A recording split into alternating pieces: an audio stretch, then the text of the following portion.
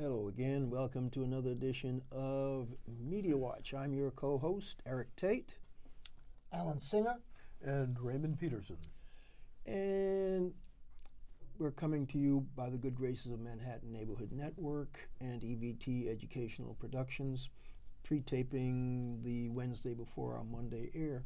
Dr. Singer is guesting with us. He guests with us frequently because he's here as a historian and educator to help us put impeachment in perspective rather than try to, as Raymond says, do day-to-day, blow-by-blow because it changes hour by hour and certainly day by day. You know, as I said to you earlier, what we were talking about on Monday has nothing to do with what we're talking about today. Well, it's the same subject, but more detailed because it changes day by day. Yeah. So Dr. Singh will help us talk about impeachment, its role as a cross-check against whatever things might go wrong when the executive decides he's all-important and all-powerful. And so we'll do the perspective, but before that, I'd like to give a shout-out to Lieutenant Colonel Vindman, who was one of the key witnesses in the public hearings that were just launched by, I guess, 2 weeks ago when this airs, but the testimony that transpired took place yesterday. Yes, which would have been last Tuesday, folk, when you see the show. But the minority co-chair of the particular committee that's holding these hearings right now, Devin Nunes, basically addressed Lieutenant Colonel Vindman as Mr. Vindman, despite the fact that the man was dressed in a dress uniform, all his decorations and metal quite visible, as a way of visibly letting people know who he was instead of being there in a suit. And so Lieutenant Colonel says, excuse me, member, that is Lieutenant Colonel. And he didn't say not Mr., just that is Lieutenant Colonel. Excuse me, And that is significant because this man is a career officer who is so good that he was assigned to the NSC because he's that good, that fabulous. And so to denigrate his military service and his capability was uncalled for, and I'm glad he caught Mr. Nunes up short. The Honorable Devin Nunes is his real title. But anyway, but you had another shout out for Colonel Vindman. Oh, right? Absolutely. In his opening statement at the very end, he addressed his father. And the thing that stood out in my mind was he said, "Do not worry, I will be fine for telling the truth." Now, I would love to believe that. I think he's not going to be fine for telling the truth if the Trump administration gets its way. But we'll see. Well, they've already started talking about reassigning him out of that NSC role. So I don't know what that might do the rest of his career, right? But Alan, you had some perspective on that as well. All right. See, I'm very concerned the United States in the midst of a constitutional crisis, something we haven't seen really since the 1850s, and that was a crisis that brought on the American Civil War. What we have are two political parties, and one political party is only concerned with winning, and it's not concerned with what happened. So what they're trying to do is they're not presenting evidence to support a case. All they're doing is attacking the validity of people like Vindman, people like Yankovic. And we're talking about which political party? The Republican Party. Thank you. Now, I have to say, I haven't been that happy with media coverage because media coverage is looking at the blow-by-blows, but it's not looking at some of these underlying issues.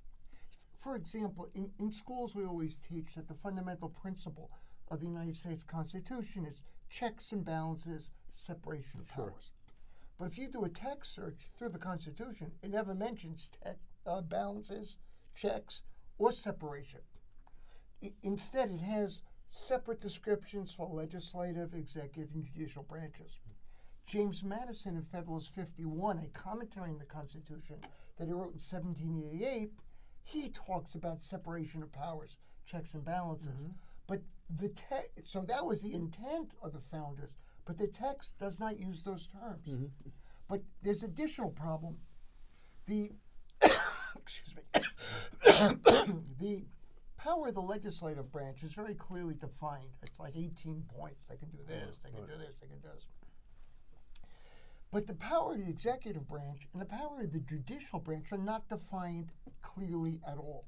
So what we call judicial review and the right of the Supreme Court to decide if laws kind of fit the Constitution, that was an authority taken by the court in what they call the Marbury versus Madison decision in 1803. Now, the executive and legislative branches has historically accepted that. But the reality is the court has no power to enforce a decision. So then in 1830, when Andrew Jackson wanted to deny rights to the Cherokee Indians, even though the Cherokee won the court case, Jackson refused to implement it. And then in the 1950s, when we had the two Brown decisions, and the courts ordered desegregation by all deliberate speed, well, we're waiting 70 years later, and we don't have this. We haven't had that speed yet. Because deliberate was the key word, evidently. Because states and localities delayed, they set up segregation academies, and the court can't enforce it. So the court has judicial power, which is unclear, but it's even worse for the executive power. Because again, all it says is the president shall have the executive power. Now, up until recently, presidents accepted that they had to negotiate with the Congress and the courts. And Obama believed that.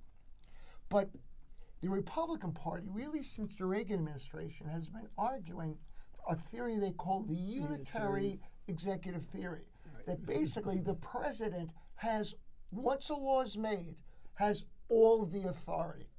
Now, in the first decade of this century, Dick Cheney and Donald Rumsfeld in the Bush administration said he could do whatever he wants in foreign policy. He can invade any country he wants. He has executive power. But that's not what the Constitution says. Well, the problem is the Constitution doesn't say anything. It's very vague. And the Trump people, basically, and this is William Barr, the Attorney General, has broadened this idea that anything the president does is okay because he's the president.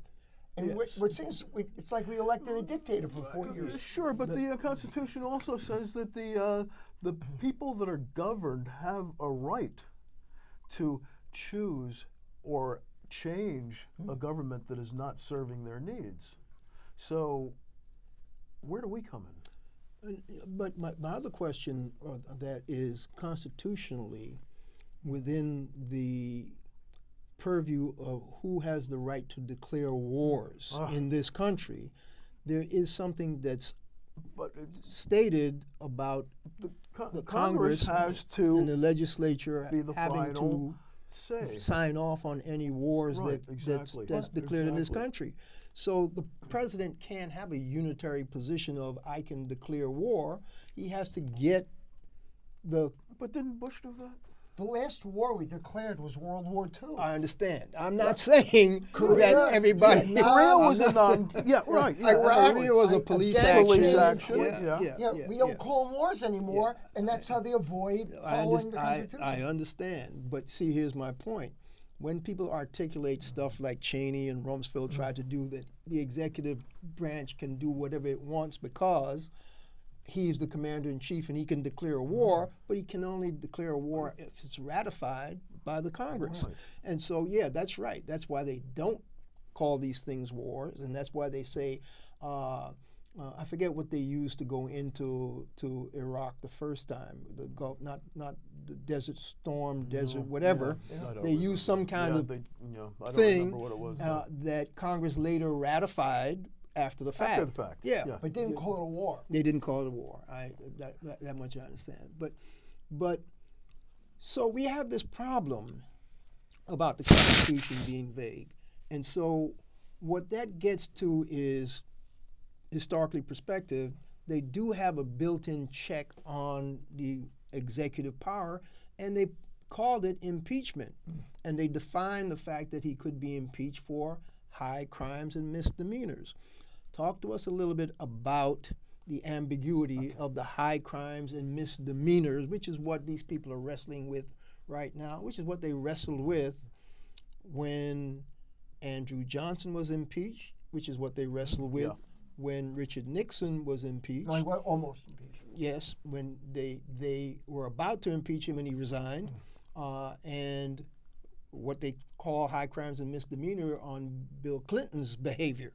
But the rest of the legislative branch didn't agree, so they didn't remove Clinton from office. A little bit of background on high crimes and misdemeanors. Well, first, impeachment and removal is a two-step process. Bingo. The House of Representatives, their responsibility, it's almost like a grand jury. They have to decide if there's sufficient evidence for a trial. So, and that's a majority vote of the House of Representatives after hearings. And with the Democrats in control of the House of Representatives, it's likely they will rule that there's sufficient evidence for a trial. On this particular impeachment that's ongoing right now. And the Republicans did the same thing to Bill Clinton, claiming that he lied under oath, and therefore that was a high crime. That was high crimes. But again, what constitutes high crimes and misdemeanors is not spelled out. It's not like if you murder somebody, if you mug somebody, if you jump the subway turnstile. You know, they don't lay out what is a high crime and misdemeanor. So what happens is that it's up to the Senate, when it has the trial, to decide is if what the person did constitutes a high crime and misdemeanor to such an extent that the person should be removed from office. Right. So the Senate can decide, yes, Donald Trump did all those things on the phone call, but it could also, and should be removed from office, or it could decide he did all those things on the phone call, but they do not constitute sufficient grounds for removal from office. That sounds pretty arbitrary to me. No, they are the jurors. You see, so now here's the thing. Back when I was being taught history in high school, not college, I had a history teacher who actually taught us American history using the Constitution as the spine for the thing.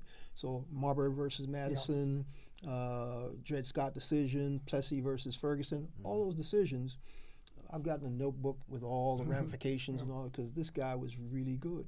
And so the bottom line is you can't, the legality of the trial is that they have these senators that were elected not every 2 years, like the House of Representatives, they have 6 years. And so what my thinking and the interpretation of my instructor was, these people are in there, they're there to represent the broader consensus, and however the numbers were back when we only had 48 states or 13 colonies or whatever, it was that they were more deliberative. No, they didn't back then. I'm not like, they didn't have any airports. When they founded this document, they had 13 colonies. Right. Yeah. But they basically were saying that they have to weigh the evidence and function as a jury that might have been sitting in a jury box at a trial. And so the jury has to make up its mind in the Senate, just like a jury has to make up its mind in any trial. So it could be 12 jury, could be a 3-1 to, or 12. This is not the United States, 2/3 vote to remove him from office. Now it's 2/3 to send it to the Senate. No, it's 2/3 of this. It's a majority in the House. Oh, so just a majority to send it, and 2/3 to remove him from office. Okay, all right. Now, so that's where we are. Well, there's another problem. In the way the Senate is, it's 2 senators from every state. So California has 55 million people, and they have 2 senators. Yeah, I know. And then Montana has 200 people, and they got more 2 cows senators. than people, and they got 2 senators also. Yeah. No. It's not that it's an imbalance. It's an imbalance. We know that. And that is because, folks, as I keep telling you, they set up this republic as an oligarchy for rich landed people. It was designed so you rank and file, we rank and file, could not compete with those rich landed people. That's the leftover of the Electoral College. We're still living with that system. But you still can convince 2/3 of the senators, were they actually in Washington, to have the best interests of the country as opposed to the best interests of their party. And so that's what we're up against now, Alan, as far as I'm concerned.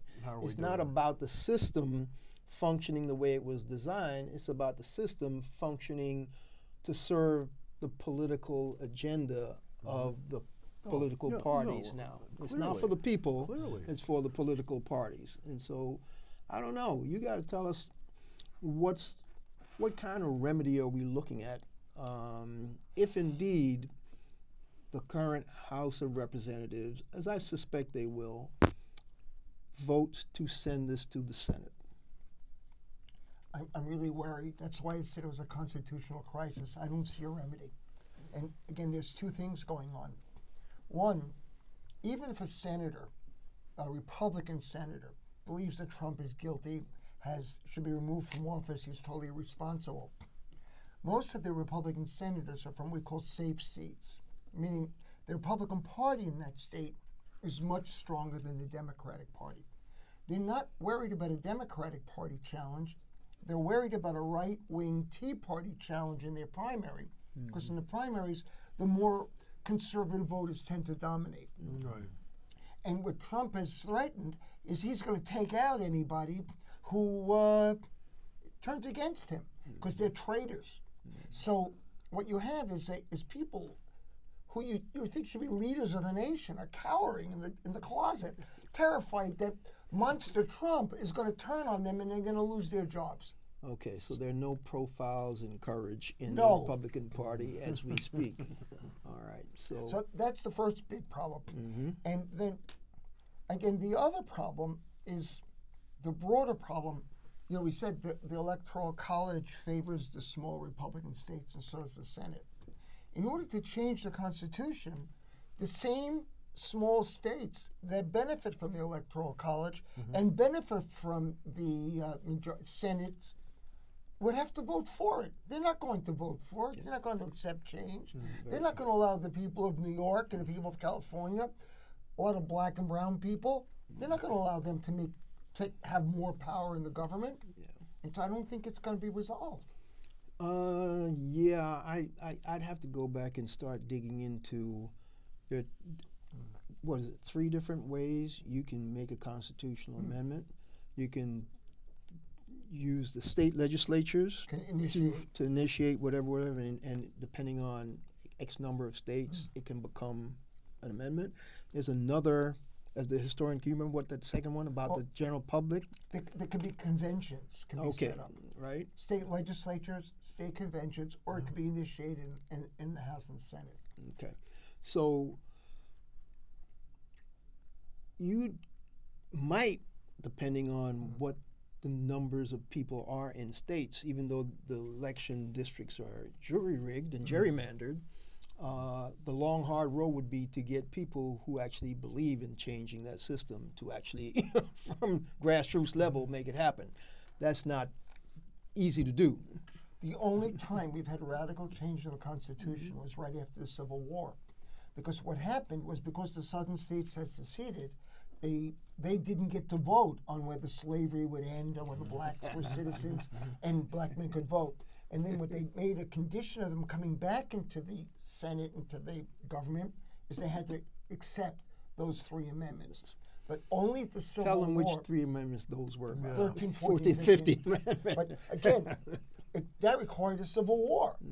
And so that's it. Otherwise, it's very difficult to change the Constitution. One of the strangest things is Virginia just put Democrats in its House, its Senate, and its governorship.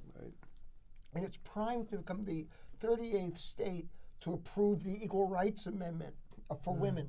Yeah. But people thought that the amendment had expired in 1982. But it's not clear. We might finally get the Equal Rights Amendment for women. That's going to go to the courts as well. Okay. Yeah. All right. So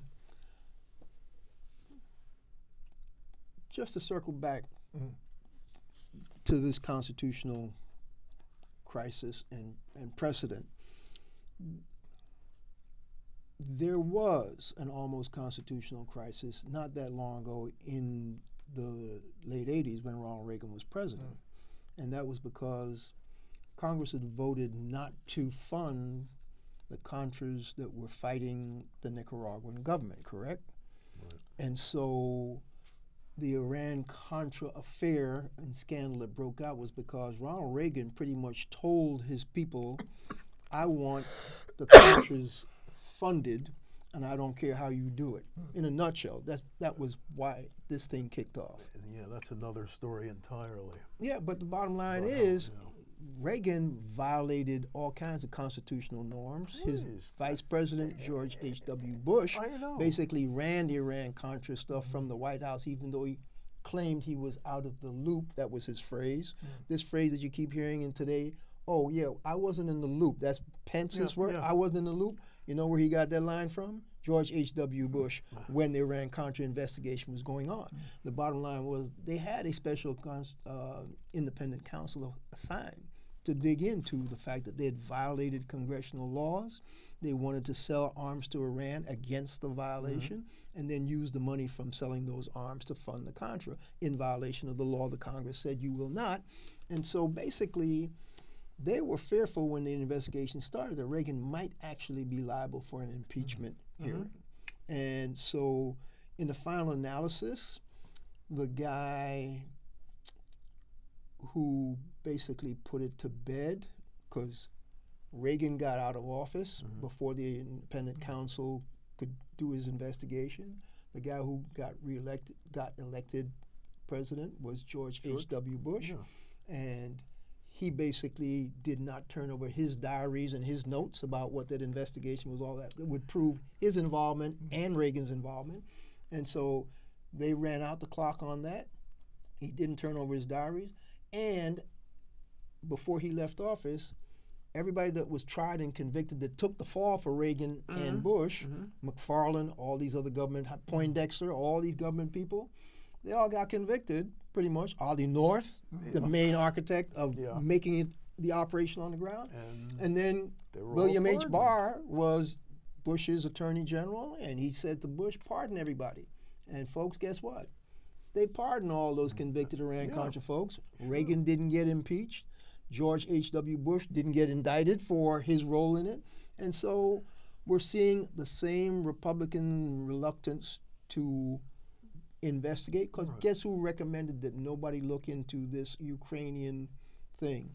William H. Barr. And so that's why the House Judiciary and the House Adam Schiff's committee had to do their own investigation, which is what's led to this impeachment inquiry. I think we're about out of time, or almost. Maybe we should not close Rikers. Maybe 4 we should make these guys all go to Rikers. And 24 seconds.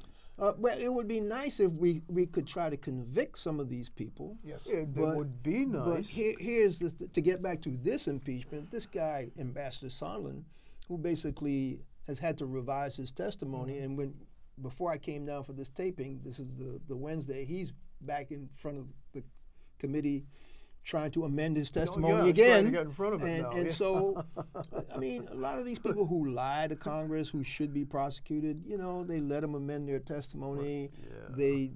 But even if they convicted these people, this guy that's in the White House still has the capability of pardoning them, just like George H.W. Bush pardoned all the Iran-Contra folk.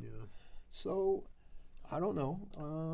Can I make an appeal? Go. I want to make an appeal to people out there who have Trump's tax records or any evidence. We need whistleblowers. Release it. He'll sue you, but release it. You have to save the country. And we might find you some good lawyers to defend you when he sues you. Absolutely, yeah, we can do that. We'll find you some pro bono lawyers. Didn't Trump say that? Oh, you can do whatever you want? No, I'll take care of you? Yeah, well, he implied it to a whole Maybe lot of people. Trump will let them go. No, go ahead, please, Alan. Okay. No, the other thing was interesting is that what Trump did with the wall with Mexico, is essentially the same thing that you described Reagan doing with the Iran-Contra. What Trump did is he took money that Congress allocated to the military and then moved it to build his wall. And that was not what the money was allocated for. Matter of fact, there are soldiers on American bases whose children don't have schools, and the hospitals are deteriorating because Trump stole the money Congress allocated for the military bases and is using it to build his vanity project. And nobody is talking about that. Except us. Yeah, but nobody in Congress has raised the issue. No, I haven't heard it. Yeah, that's interesting. I haven't heard a darn thing about it. And there's no wall being built anyhow. On top of that, there's no darn wall. Well, our being last built. show we talked about the boondoggle. Right, You got to get the quality control people $300+ million to take a look over the shoulder of the people who are consigned to build or revamp the wall to make sure that they're doing it properly. And we have about a minute and a half. If you'd like to add something. Okay, for some reason I keep thinking we're over, but well, unless I'm terribly wrong, I don't think we are over. Okay. You know, it just has nothing to do with what we're discussing today. Last show, I believe I asked you if college and university campuses were becoming a breeding ground for racists. The free speech activity, crisis. The free speech crisis. Right. Yeah. But now look what's happening up at Syracuse. You know, they've got fraternities. New Zealand manifesto. Distributed all over the place. It was emailed to people. It was hard copies were distributed in the Tell library. our people background. This is a racist manifesto. This is a racist white manifesto. supremacist. Yeah. Give us the background so folks know what you're talking about. And we've got a Real very quick. short time. But there was a massacre by a terrorist in New Zealand. How long ago was that? Yeah. But how did the Syracuse manifesto tie to that? This is what he was following when he massacred these people, to my understanding. Yeah, I'm confused about how the Syracuse Greek. In Syracuse, it was being distributed. It's being distributed okay. at Syracuse. Okay. A lot of people are picking up the banner. There have been skirmishes based on racial motives. So the white supremacists. Right. They're coming out of the woodwork. It's like when Trump came to office. This is Media Watch, folks. I think we're out of time. I think we're out of time. So we'll catch you the next time. I'm Eric Tait. Alan Singer. And I'm Raymond Peterson. Catch us on YouTube at Media Watch EVT. I think you